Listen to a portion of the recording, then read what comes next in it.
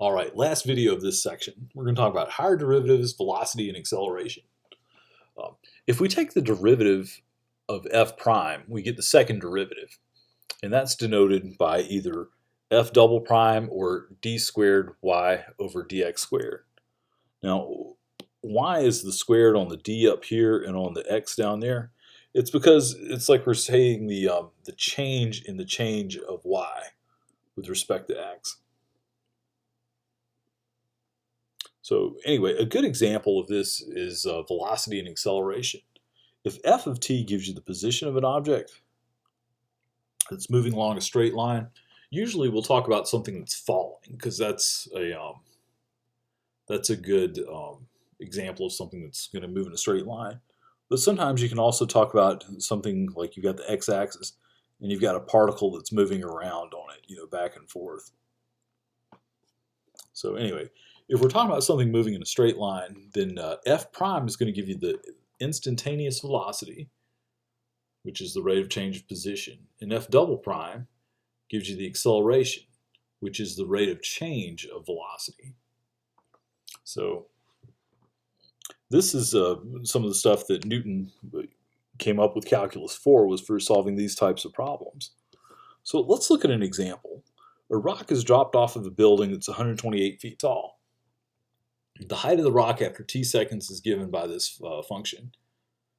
Find functions for the velocity and acceleration of the rock, and then how fast is it going when it's 1 foot above the ground. Okay, so f prime of t, that's going to be its velocity. I'm going to call that v of t here because it's f prime. So its velocity is going to be the limit as h goes to 0 of f of t plus h minus f of t over h.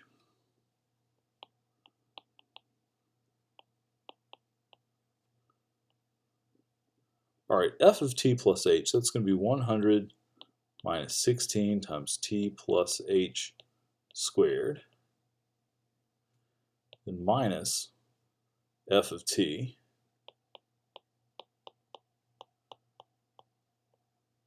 all over h. So we've got to work that out.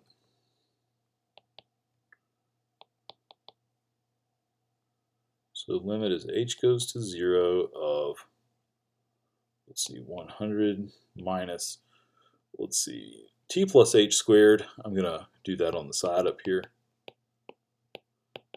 It's t squared plus 2th plus h squared.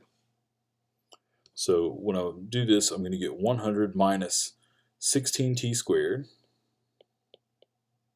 minus 32th minus 16h squared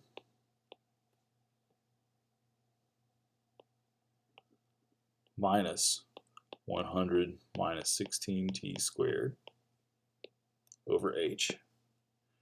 And like before, everything should cancel away that's in this original function. All that should cancel. Let's see, the 100 cancels with 100. 16t squared, negative 16t squared cancels with negative 16t squared. And so we're left with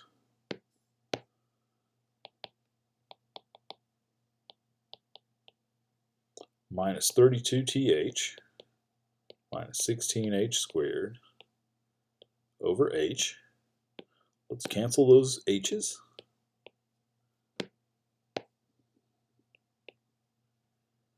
And so we've got a limit as h goes to 0 of minus 32t minus 16h. So minus 32t. So our velocity function, I want to rewrite that, is f prime of t, which is minus 32t.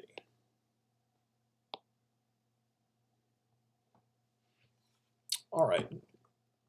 Now we could use the definition again to come up with the derivative of velocity to get f double prime, But we don't need to. We're in luck. This is a linear function.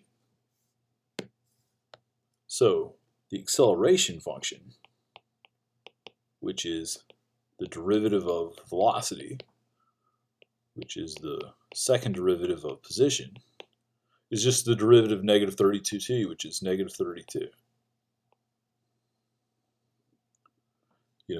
Negative 32, that's called the acceleration due to gravity. It's how fast these things fall. Unit-wise, since we were talking about feet and seconds, the units for velocity are going to be in feet per second, and the units for acceleration are in feet per second squared. I just noticed up here, this should be 100, not 128.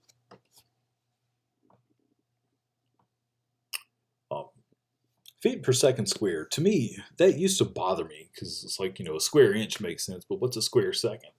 Well, remember, this is talking about how fast the velocity is changing. Most of the time, I would say the most familiar units for talking about acceleration, instead of feet per second squared, if you're talking about a car, you might say a car does 0 to 60 in 5 seconds. Well, if you think about those units, you've got miles per hour. Then you divide that again by seconds. So you could convert that into miles per hour squared or miles per second squared by saying, 5 miles per hour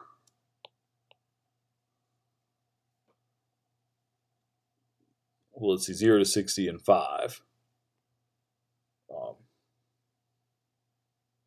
I'd have to think about that. But anyway, the units there, you've got time twice in the denominator. Okay, we haven't answered the question though. We've done part of it. We found the formula for velocity and for acceleration. But the other thing said, how fast is a rock going when it's 1 foot above the ground? All right, so really what that's asking us to do is find f prime of t when the height is 1. So let's solve this. Let's see. F of t is 100 minus 16t squared.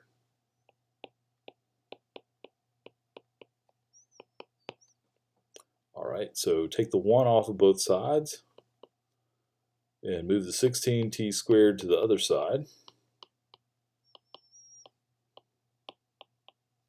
So 99 over 16, use my calculator to do this. 99 divided by 16 is that. Take the square root of it. Square root of 99 over 16. I get 3 root 11 over 4, but that's not what I want. I want t equals 2. I'm going to round to 2.49 seconds. So after falling for 2.49 seconds, it's 1 foot off the ground. What's its speed at that point? Well, v of 2.49 is negative 32 times 2.49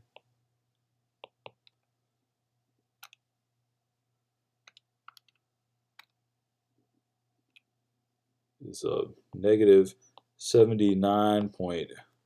I'm just going to round this to 60 feet per second. Now I'm curious, what's that in miles per hour? Negative 79.6 feet per second.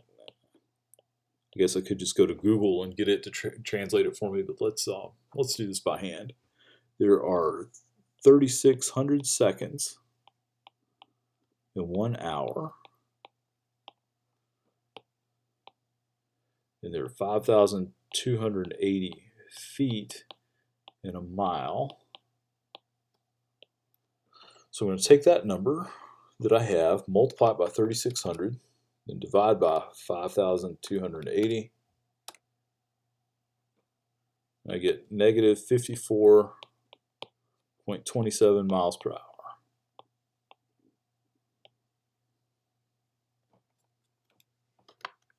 All right, that will do it for this section.